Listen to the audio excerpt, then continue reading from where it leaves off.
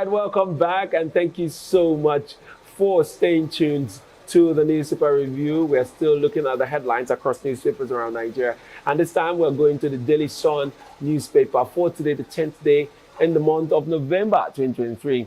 And on the Daily Sun, we have as headline here, Imo Guba, court rejects LP faction's motion seeking to replace candidate. That's a very laughable story, though, Yeah. and that's coming from the Lamidi Papa faction and all of that. I don't know, this drama looks like it's not ending anytime soon.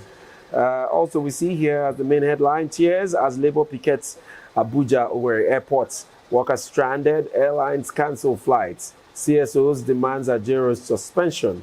Investigation by DSS. And I don't know why somehow Ajero has become the victim. All right, so move on to other stories here. We see Kalu floors PDP's Ohuabunwa at the appeal court. All right, details on page 7 of the Daily Sun. Federal government to subsidize electricity tariff with 900 billion naira by December. Interesting headline. And also tension in Plateau, youths plan grand protest as appeal court delivers judgment today. Police allege attempts to raise court building in Jos. Story is on page 7 of the Daily Sun. And lastly, I'll take this headline. It says, federal government will be clash over 2023 supplementary budget. Tinubu's government uncaring, insensitive, claims Labour candidates. Budget pragmatic response to address economic challenges, minister speaking. All right, it looks as though, as declared by the former Labour Party presidential candidate, Peter Obi, as declared by him to become the official opposition party to the current government. He's living up to expectation. He's beginning to probe some of the activities of the government, some of the decisions, policies by the government. And here we see him, looking at the 2023 supplementary budget, saying that Tinubu's government is uncaring, it's insensitive, and all of that. So what's your take on his activities recently? So now 2.17 trillion naira as in supplementary budget, and that budget captures the yacht, the controversial yacht. So there are issues that the yacht has already landed, though it needs to be paid for. So you cannot take it off this supplementary budget because it has to be paid for. It has dropped. Yeah. It's just like a desperate businessman that wants to do a supply. Yeah. You rush and drop the supply that way. So that might just be what has happened. So on that part, the leader of the Labour Party of P2B had to say that it is selfish, that the supplementary budget was selfish and did not reflect the pains and the agonies of Nigeria. Sure. Another point he made was in respect to the 1.5 billion that was allocated to the office of the First Lady, which is also causing some, ripples effect everywhere, asking why would you be spending 1.5 billion for an office that is not fully recognizing the constitution of our country? And you can't begin to say, okay, the presidency might be like, 1.5 billion it's not much. Yeah, in the economy of things right now, it's not much. If it's trillion, then it's big money. But then 1.5 billion can go a long way. Of course. Even if it means just to cater for women, pregnant women, it will go a long way. Okay, so these are the issues. And you ask, what are they even using this money for, the 1.5 billion and the money that... These are more like for automobiles, for movement, for the yacht and their vehicles. You just begin to wonder. And these are politicians that already have fleets of luxury cars. Yeah. So, and I hear one of them say, so do you expect me to use my personal vehicle to do government work? That the office requires that it comes with a car. And this is the car. And during campaign, you tell us you want to serve your people. My people say I should come and serve them. Crazy. So how are you serving if you have about maybe up to like, because politicians have over 10 vehicles, 10 SUVs of different kinds, luxury ones. And then when they get into office, you see them scrambling to buy these very, very extremely expensive SUVs to add to their fleet, because these vehicles don't go back. As I know it, I know a lot of politicians that are still living with or driving around with government acquired vehicles during their time in office. I don't think they ever returned them.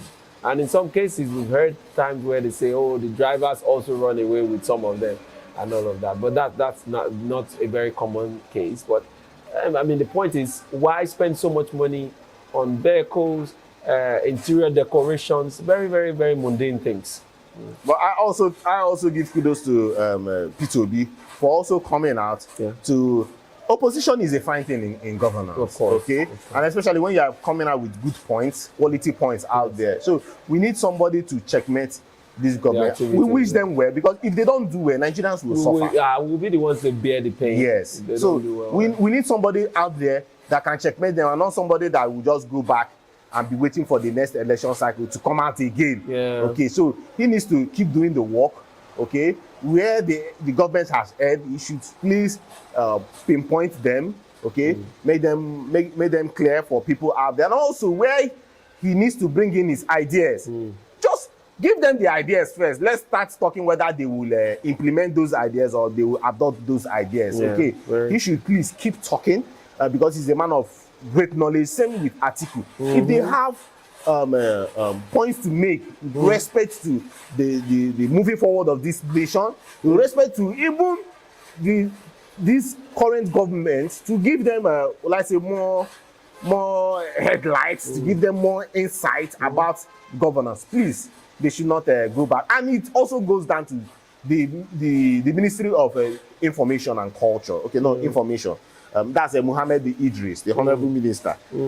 He should not also, yes, we know he wants to be vocal, he wants to be seen, he wants to be heard, but he should also know the words that he's using.